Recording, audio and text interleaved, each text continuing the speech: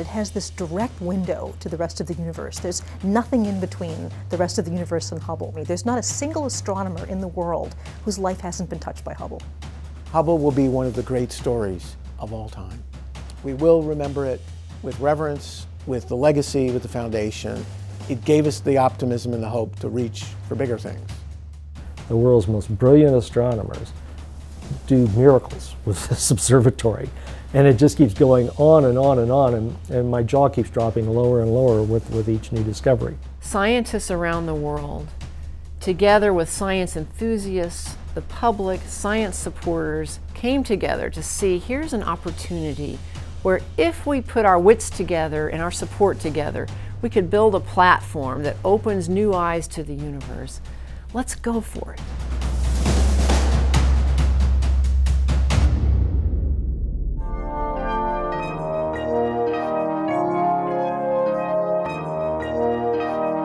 Earthbound telescopes from Galileo's simple instrument to modern mountaintop observatories are all hampered by the Earth's turbulent atmosphere. The best place for an observatory is in the heavens. Now the Space Shuttle, created by NASA, America's space agency, has the ability to put one there. The periodic revisit of the shuttle will allow for the replacement of components and routine maintenance. This ability to service the telescope through human care will extend its lifespan up to 20 years. Telescopes on brief rocket flights have brought us hints of entities we never knew existed.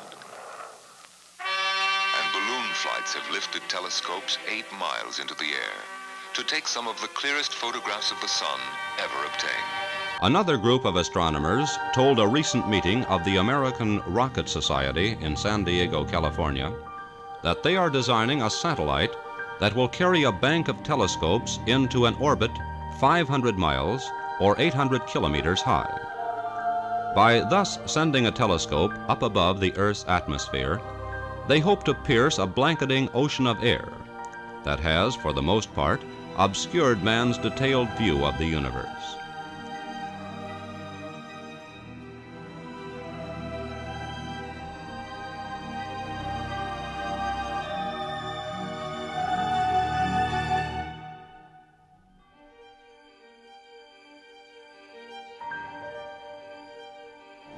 Well, astronomers had wanted for generations, actually, to get us a telescope above the atmosphere.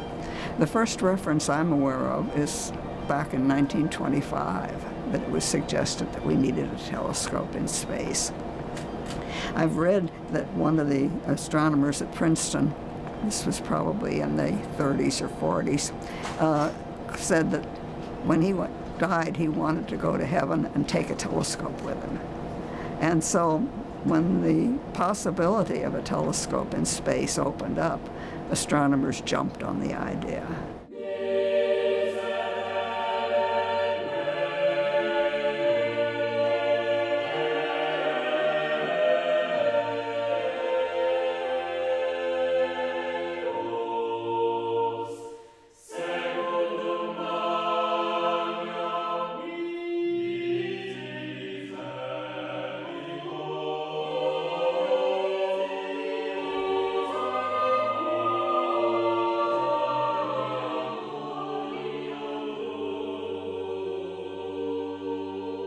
I certainly remember the very first time I went into the enormous clean room where Hubble was being built. I mean, it's 90 feet tall and 120 feet long, and hyper clean air.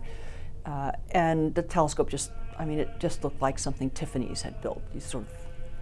We're going to look for the label somewhere that said telescope by Tiffany's. Just glistening silver, fabulous, gorgeous piece of work, huge. So that's one real favorite memory. First sights always leave a deeper impression. It was mind-boggling. I envisioned Hubble being big. I did not envision Hubble being huge. And Hubble was huge. Since I had already flown a shuttle mission, I knew how big the shuttle was, and I knew how big the shuttle's payload bay was. Hubble was too big. And the first impression was, how the hell are they going to fit that in the payload bay? That is a monstrous payload. What was happening in the context of science here? We were building an Earth observing system to study our planet, very evocative, ozone holes being measured, studying the sun. We had had a couple of missions to Mars that showed us it's not the way we thought it was. Tough. Soviets had landed probes on Venus for about an hour, pretty hellish. We had the Voyagers going out of the solar system, and that's it. That was our view. A few little points of light flying around, but they were narrow. Hubble was focused on the big picture. And the big picture is always fun. It has something for everyone. Some people call these great missions of exploration, they're kind of like the cathedrals of the 21st century. And in the Renaissance, people built cathedrals. They were multi-generational. They were great architectural renderings that reached to the heavens. Now we go to the heavens and we follow the light. I remember sitting around the dinner table the night before, and we had talked off and on about what was gonna be the significance of Hubble. Talking about what we thought Hubble's legacy was gonna be and stuff. I mean, things you can't imagine.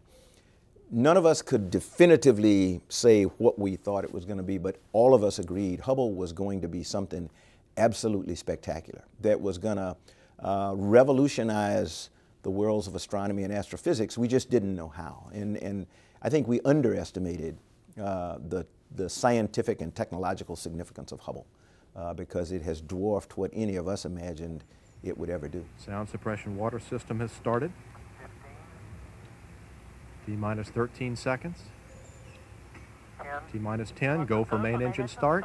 We are go for main engine start, T-minus 6, 5, 4, 3, 2, 1, and liftoff of the Space Shuttle Discovery with the Hubble Space Telescope, our window on the universe.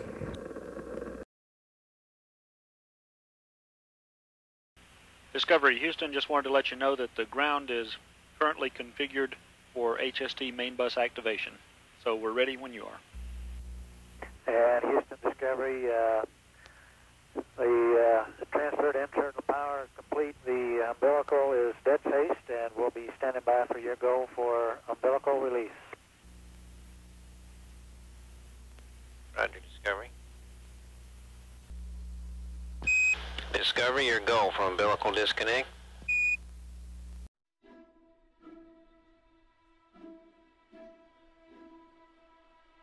Hubble deploy day did not go well. You know, in the end, we successfully deployed Hubble, and Hubble went on to greater things. Deploy day was long and arduous and nothing at all the way it was planned. From the moment Steve Hawley attached the RMS, mechanical arm, things went wrong. Steve was supposed to be able to just pull out on the translational hand controller and have the arm lift Hubble straight out of the payload bay. That's not what happened. I mean, Hubble's 25,000 pounds of mass. Granted, it's weightless in space, but it's still a 25,000 pound mass. And as he began to lift, it began to twist and turn, and we saw it immediately. And so I said, Steve, stop, something's not right. And so that necessitated Steve now going to a downgraded mode, which was moving joint by joint. So for the next couple of hours, Steve Hawley literally had to lift a little bit, readjust a joint, get it straight again, lift a little bit, readjust a joint, or roll it, or do whatever was necessary to keep it as much in its orientation as it was in the bay as possible. But that took hours instead of minutes, the way it was supposed to work. The thing about Hubble was, we launched it cradle in the payload bay with electrical power umbilicals attached to the back. And once you pulled the plug on that umbilical, Hubble was on its batteries. And there was a fixed period of time, a maximum period of time, that you could run it on its batteries without the solar rays being unfolded to sustain and recharge the batteries. If you got to the end of that time, the batteries would reach a point where they were not recoverable. So that said, I forget now how long it was, something on the order of 4 hours. Well, if anything needs an EVA backup, and we could back up all that stuff, we could crank open the solar rays. And as the crew just confirmed, we're seeing both blankets beginning to unfurl on the port side solar array. So far we see good smooth motion both sides. And so the first solar array, went out both sides. No problem. It took a few minutes. Everything was just like it should be. Second solar array sent the command. It got about, I don't know, 16 inches and quit.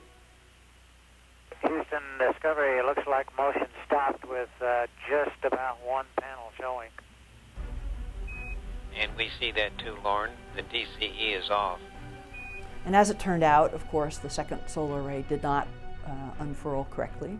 It jammed partway out. And Bruce and I left the flight deck and dove down into the middeck with Charlie Bolden and suited up, and we were all buttoned up. The airlock was sealed. In fact, we had dumped half the air out of the airlock. We were about to get the go for EVA and proceed on outside. The other thing I need an answer to is if I can go ahead and commit the EVA with a thought of going out and cranking it out. If whatever they're about to do fails, they want us to just press on to back them up. We need to get on with it.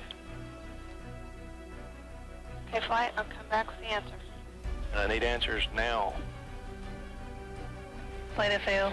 Go ahead. Yeah, I don't feel comfortable waiting until after I don't either. 6:20. That's why I want the answers now. Yeah, 6:20 is my drop dead time from adding up all the times.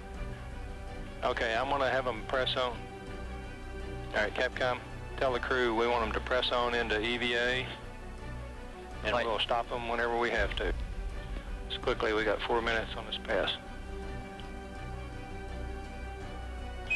Discovery, Houston.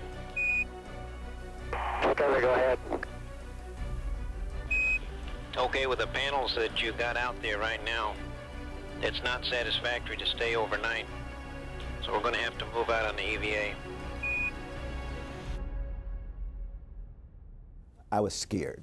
I had never suited anybody who was going to go out in space. And I knew that if I missed something, if I missed a glove, you know, if I didn't get it fastened right, or something on the helmet, they were going to die.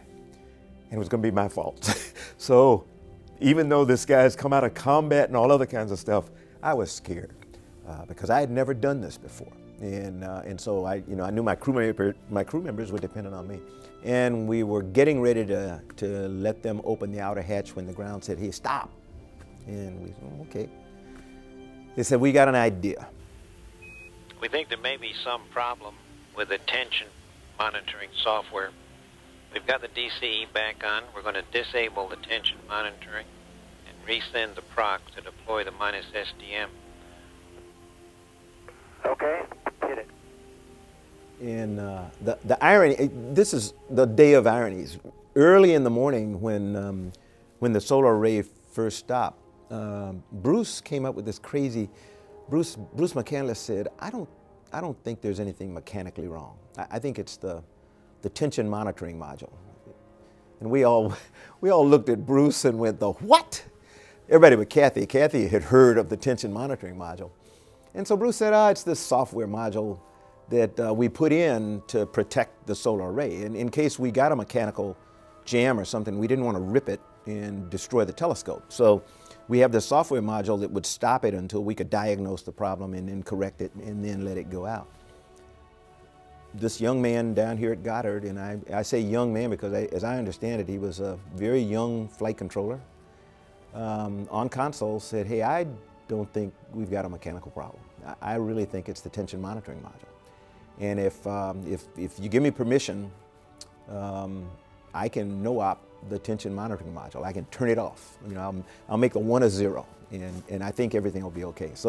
So between Houston and Goddard, and I think Bristol, England, and everywhere else in the world that had anything to do with Hubble, they mashed on this thing for hours, and they said, okay, try to deploy it again, and hit the deploy switch, and solar array went out. It's fully deployed. The micro switch is confirming. Okay. And for Bruce and Kathy, we'd like you to stop the airlock depress at 5, please. Rendezvous, we're go. Fido, go. Eagle, go. Ecom, go. Inco, we're go.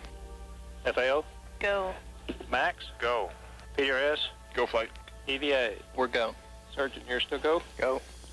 Capcom, we have a go for release. Discovery, go for Hubble release. Okay, we have a go for release, and we're going to be a minute late. Okay, Charlie. And all Steve had to do was pull a trigger that opened the grapples that held the grapple fixture. And it was, I mean, it was breathtaking, and it was beautiful as it got farther and farther away. But it never went out of sight because it was so bright and shiny. So the irony of all of this is that after 5 years working together on the Hubble telescope, longer than any other person on the crew had worked on the Hubble telescope, the view that Bruce and I had at the time that Hubble was deployed was the blank white wall of the inside of the airlock. Never saw it. Kathy has never forgiven me. She blames me for leaving her in the airlock. So, I mean, you know, a couple hours later I go down there. They've got a lot of vacuum time, but no space time, no spacewalk time. And so I repressurize the airlock, get them out, put them back on the wall, get them unsuited and everything, and they're just, but we had a lot of images for them. Engineering things that have never been done sometimes have issues. Designing the preeminent viewpoint of the heavens, the Hubble Space Telescope, was not without, you know, sort of new inventions that were never done before. The first images from Hubble were frankly a little disappointing. They were not as sharp and crisp as we had hoped. It turns out that the mirrors had a slightly misshapen form. This special mirror, 2.4 meters of specially ground glass designed to capture the light of the universe back in time, you know, billions of years, had an aberration, the way my eyes have an aberration, and I wear glasses. And so there was an initial, oh my goodness, what can we do? This icon of exploration that took 50 years to think about to fly has a problem. And I'm positive that if we all had written down the 100 most likely problems with the Hubble Space Telescope, if everybody involved with Hubble had written down those top 100, not one of them would have listed the mirrors the wrong shape. We feel that we can characterize the problem, the spherical aberration problem, well enough that we can take advantage of an insurance policy that we haven't talked much about, and it hasn't been in the press much, and that is we started a long time ago to plan a maintenance program. That is, every 3 years we plan to go up with the space shuttle, change out instruments, change out things that broke, the gyros or something might break. We have gyros in stock. In fact, we have in stock, in storage, most of the critical components on space telescopes. We promised that we had a way to fix it, and we put a new camera in with corrective optics in it that would cure the optical problem. Right as we talk now, we are building a second wide field camera.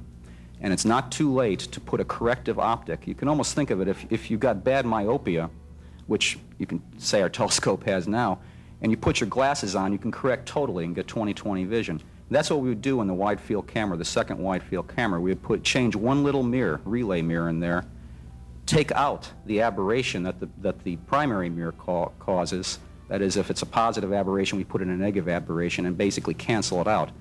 We feel the analysis is only preliminary, but we're pretty optimistic that we can take out all the aberration with the second wide field camera and get us back to the original specification.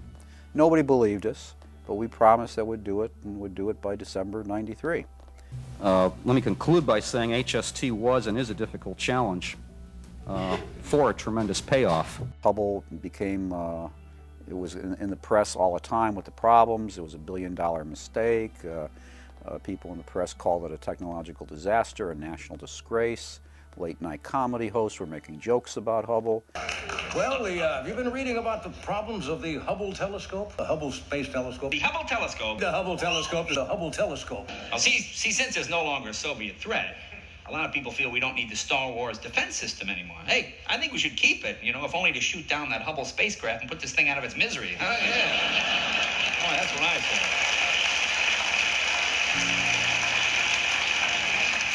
The teams at NASA, combinations with Johnson Space Center, Goddard Space Center, Space Flight Center, great astronauts, the will of the people, great members of Congress who supported it, said, let's fix it. We fixed other things, you know, and they still work. Old cars still run. Let's make Hubble the better version. We were all disappointed, but all hopeful that something might be done to save this spectacular space observatory.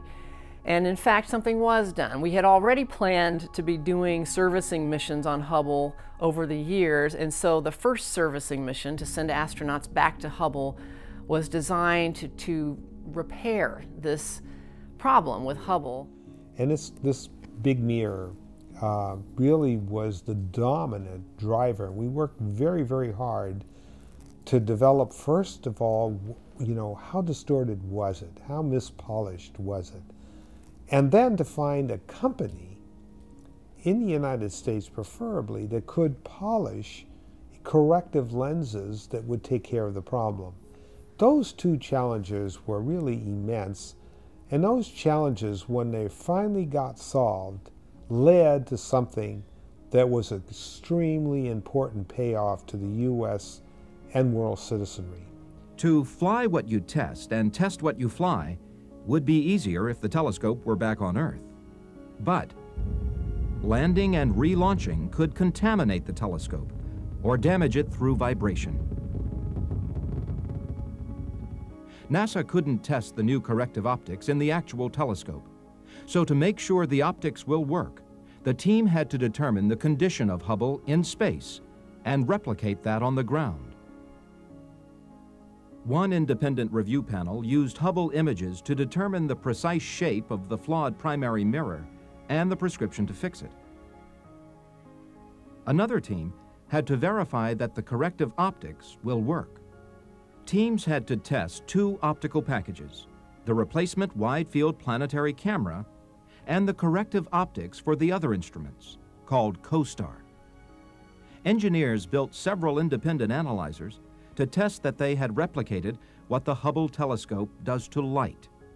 For mechanical testing, engineers built a simulator at Goddard Space Flight Center using the same precision equipment that built Hubble originally. To replicate Hubble during electrical tests of the corrective optics package and the new camera, an electrical test facility was built with the same schematics as the original telescope. Hardware has been thoroughly tested on the ground. The Hubble servicing team is preparing for contingencies. But this mission is a first, so no one can predict everything that could happen. The real test will be in space. 5, 4, 3, 2, 1. And we have liftoff. Liftoff of the Space Shuttle Endeavour on an ambitious mission to service the Hubble Space Telescope.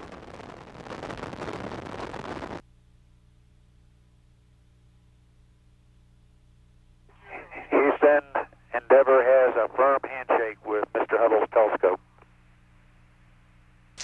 We copy that, Cubby, and there are smiles galore down here.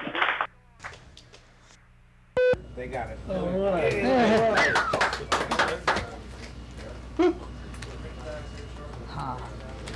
Fantastic. I forgot my glove.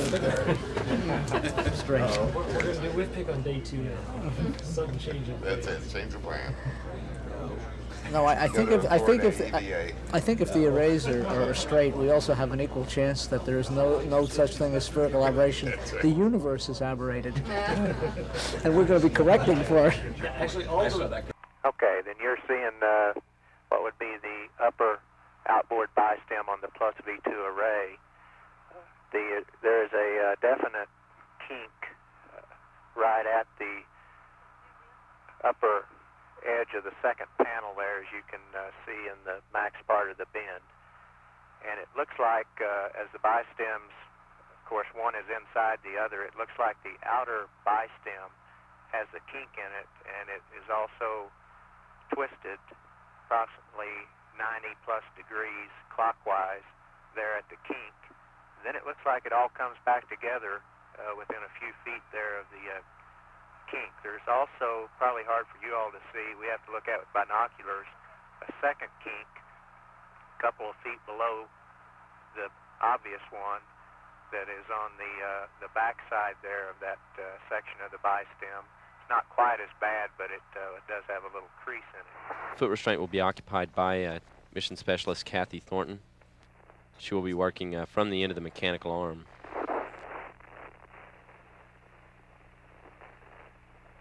This television shows Thornton at the array to be jettisoned.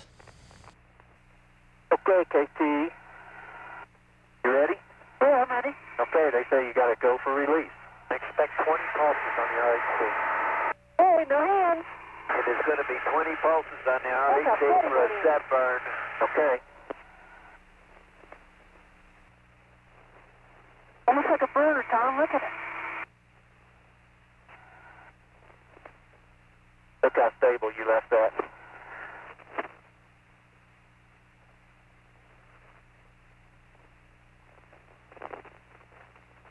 There it goes. Mars observer. Now you can see the It's like a solar. Look at that. I've got several places. We identified this pre-flight in case something like this happened. Or we could go grab blankets and covers. Maybe if we can have another EVA day like we did the first, and it looks like we're halfway there, we'll be well on our way to having a very, very successfully completed mission. So, in fact, I remember after the first day saying that if we could just have 2 more like today, we'd be sure of great science. So it looks great. The mirror, this is like the mirror in the wide field camera that's used to correct for the spherical aberration in Hubble. And it's done by putting the same error on this mirror that exists on the Hubble mirror, only with the opposite signs. So the result is that after having the optical image distorted by the primary mirror, the distortion is removed by this secondary mirror. And the result is that you get a good clear image at the end. I'm on it. Okay. All right, stop the arm. Stop the arm. Stop. Is the mirror clear? Yes, we're totally clear. We're ready to start in. Okay. Rod, let's come on in. Okay. Nobody really believed they could do all of this work, and they did it, and did it in fine fashion. You know, even with some problems along the way. So that brought Hubble back to life, and it kind of took away some of the criticism of NASA, because they had now demonstrated that they could do something that had never been done before. We had never serviced a telescope. So when people talk about the legacy of Hubble, I think among its greatest legacies will be helping humanity understand that, yeah, when things go to space, we can, in fact, it's not hopeless if there's something wrong. We can service them in many cases if we make some preparation to do that. Stop. Stop. Okay, here we go. I'm going to get the PRD. Turn it on, the light comes on. With the camera now installed, Claude Nicollier will reposition Jeff Hoffman so that he can now completely latch the new instrument into the telescope. Right now it's looking very, very good that we've accomplished all we needed to accomplish for the optical correction of HST. And that's good news for astronomy. And it's good news for NASA to get over this little episode in our history. And after 5 EVAs, spacewalks, the astronauts came home, and about 2 weeks later we took off the bandages from our eyes, and suddenly Hubble was fixed. It was totally fixed. Is it?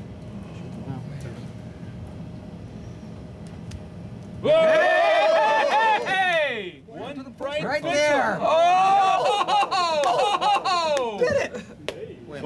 Oh, no, go. Yeah, let's get Yeah, bring it up. Yeah, bring it up. Bring it up more. Come on. Come on. Oh. Come on. Not bad. That's it. There you go. Well, can we get a sense for which is the brightest pixel? Yeah, just run the cursor around in there. Oh, there. Oh. It's 2 pixels. Whoa. Not bad at all. I chaired the subcommittee that financed the manufacture of the most significant contact lens in American history, the fix on the Hubble Space Telescope, and then bankrolled this extraordinary space HMO that went out and gave Hubble telescope a new contact lens. And I'm happy to announce today that after its launch now in 1990, some of its earlier disappointments, the trouble with Hubble is over. We have here a picture taken of the image of a star with the new faint object camera. Here we have the picture taken prior to the servicing mission without the co-star. Over here on my left is the new picture taken of the same star configuration after co-star. This is the picture of the same galaxy, and then here is the picture taken of the same galaxy through the new wide-field planetary camera that was installed by our gallant and brave astronauts. The pictures are remarkable. The science that will come from the pictures are of historical significance. We will now, because of the Hubble fix, be able to do 21st century science that will enable us to look back on the universe. And this is only the beginning. 3, 2, 1. Ignition and liftoff. Discovery now on its way to service NASA's Hubble Space Telescope. The Hubble Space Telescope is a magnificent achievement because it involves so many aspects of expertise and support, everything from engineering, technology, cultural support, scientific motivation, political support. It was also very innovative because it involved building on the technology developed through the Apollo program of NASA, and then advancing that to the point of having the space shuttle being able to carry satellites like Hubble into low Earth orbit, and then creating an infrastructure where you can bring astronauts repeatedly back up to an orbiting satellite, connecting with that satellite and having those astronauts go out in extravehicular activity to repair, service, upgrade that telescope, that satellite, and then let it go again to continue doing its science, inspiring future missions and future ways that astronauts and science and engineering can all work together to produce new advances in human space exploration. Hubble was pretty much the pioneer in this kind of sustained effort, and we should be grateful for it. We have booster ignition and liftoff of the Space Shuttle Discovery on a mission to repair the Hubble Space Telescope as we venture into the 21st century. I hope that it helps us understand what humans are capable of, period. I mean, Hubble represents so many different pieces of this planet working together in harmony. We've got the European Space Agency, NASA, all the universities and science organizations all around this planet that have a vested interest and have reaped the benefit of Hubble. Yeah, I certainly hope it's shown us what we are capable of. Liftoff of Space Shuttle Columbia to broaden our view of the universe through the Hubble Space Telescope. It took about 3 years of training before we were ready to go fly. The Hubble missions are some of the most complicated space missions we've ever attempted, and the repairs were difficult, involved developing new tools and procedures. And so that's why it takes longer for a Hubble Space Telescope mission than it did, say, for a International Space Station assembly mission. Those you could turn around much more quickly.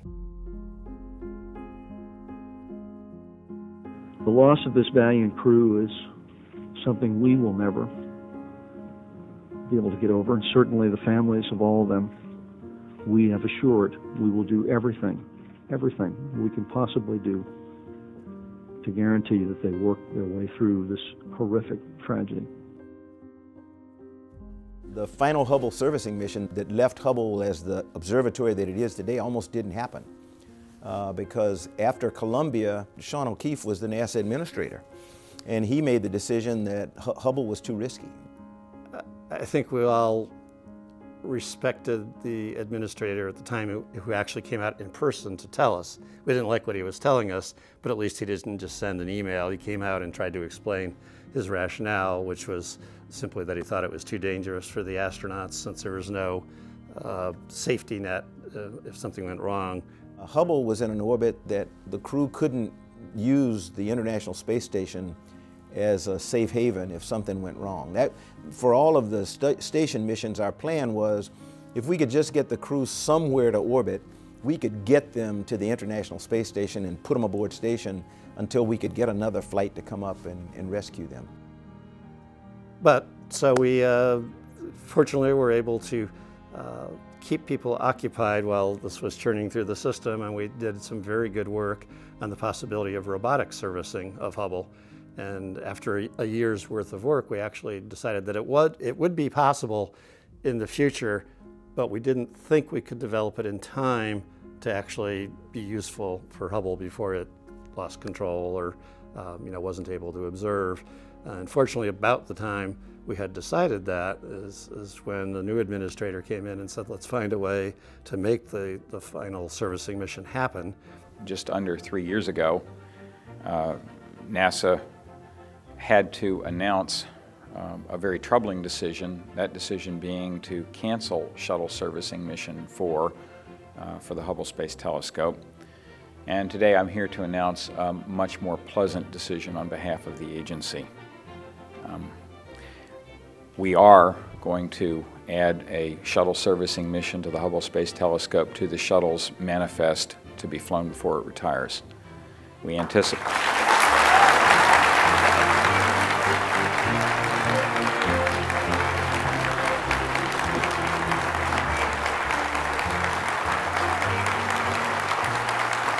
The public response was probably as important, if not more so, than the professional astronomical community's response.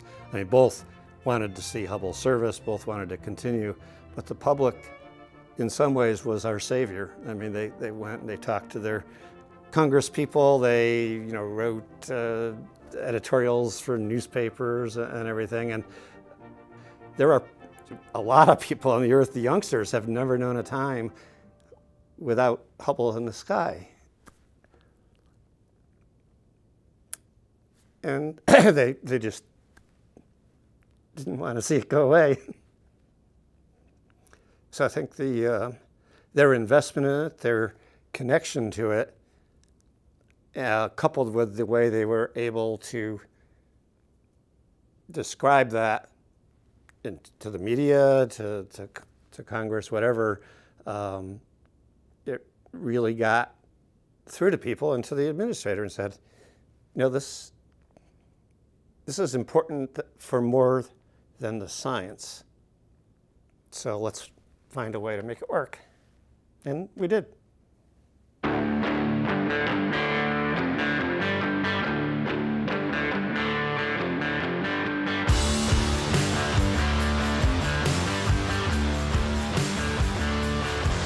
Seven, 6, 5, 4, 3, 2, 1, and liftoff of Space Shuttle Atlantis. Final visit to enhance the vision of Hubble into the deepest grandeur of our universe.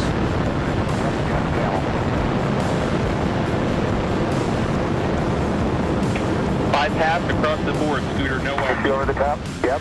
Okay, you're doing a great job. Thanks. Ready, Drew?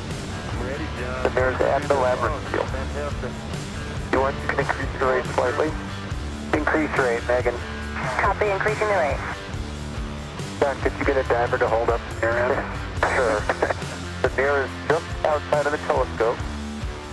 The mirror is 1 foot outside the telescope. Okay, increase rate, Megan. Copy. Clear for the maneuver. You're clear for the maneuver. Go for the maneuver, Megan. Copy, going to aft fixture. I'm the witness on this. You actually were the last guy to pat it goodbye. What were you thinking when you patted Hubble goodbye? What was going through your mind? Happy voyages. I hope everything that we did worked. It's hard not to think of Hubble as something alive, but I really was thinking of Hubble as a friend.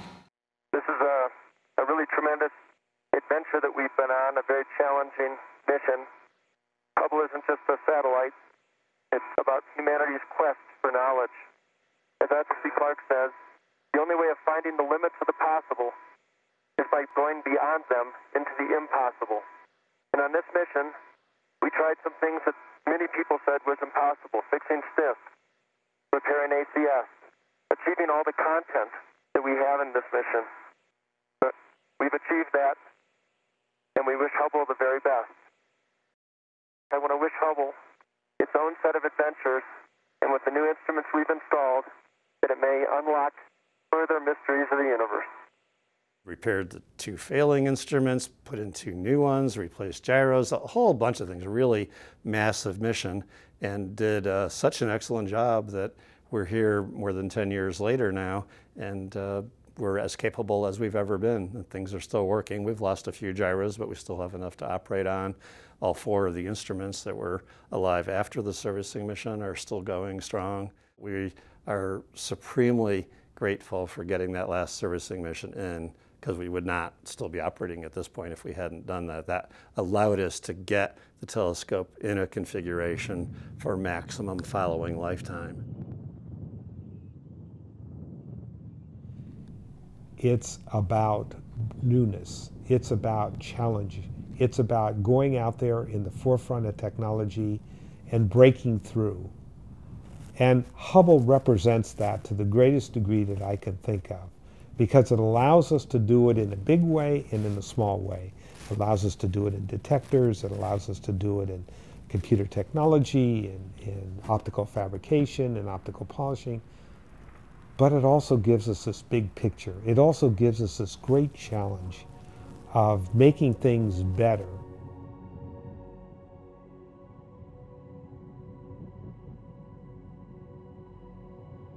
A lot of people say they feel very insignificant when they look at these images that show thousands of galaxies and tell us that there are hundreds of billions of galaxies beyond the Milky Way.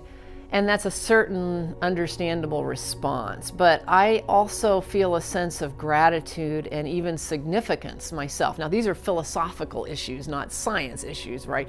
But I feel a sense of significance that we as humans have developed or been granted the ability to develop instruments that enable us to see far beyond what the human eye alone could ever see, and to think about what it means, to think about how we on this planet relate to star systems far beyond our own.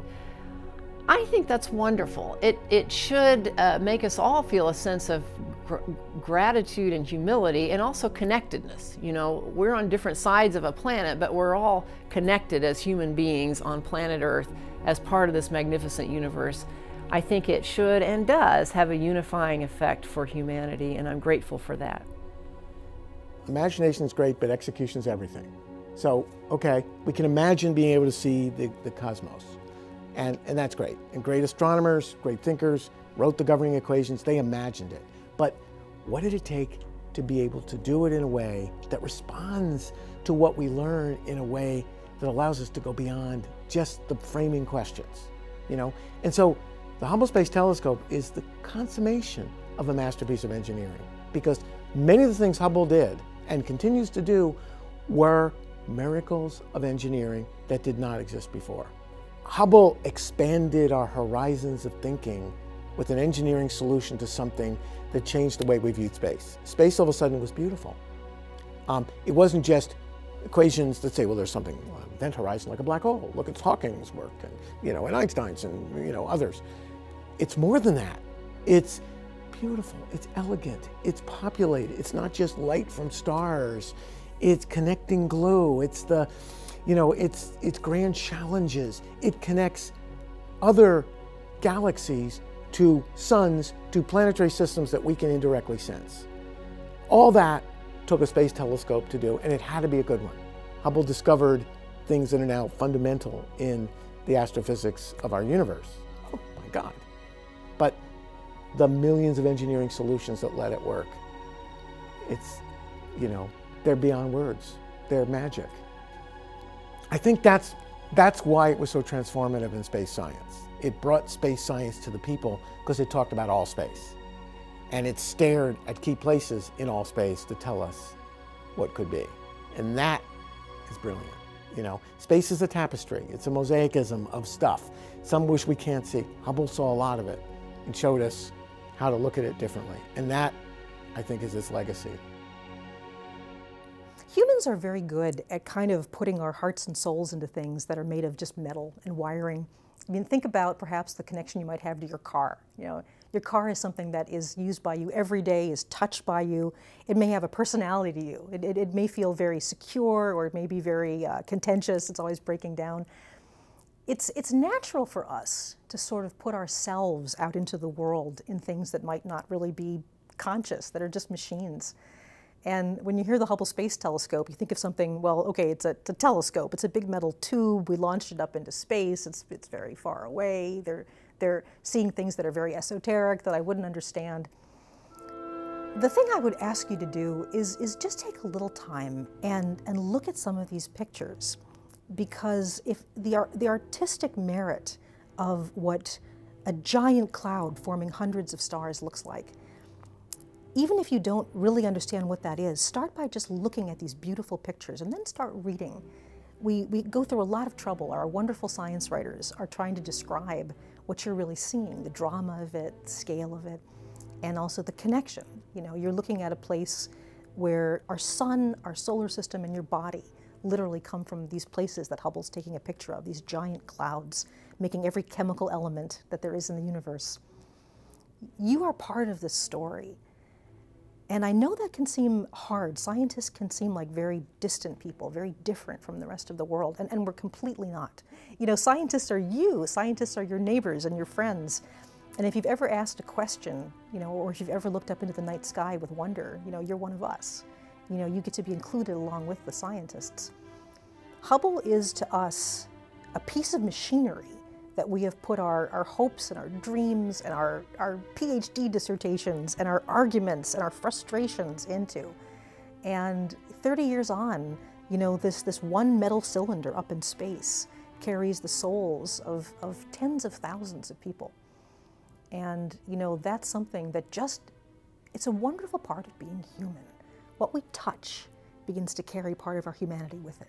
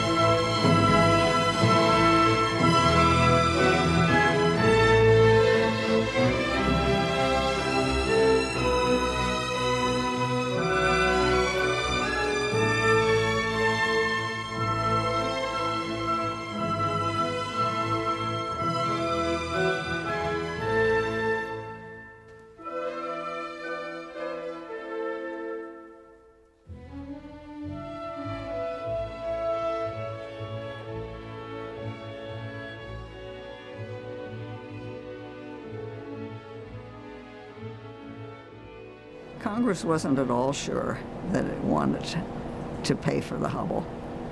And it took really a major effort on the part of the astronomical community to lobby Congress to get the final funding approved.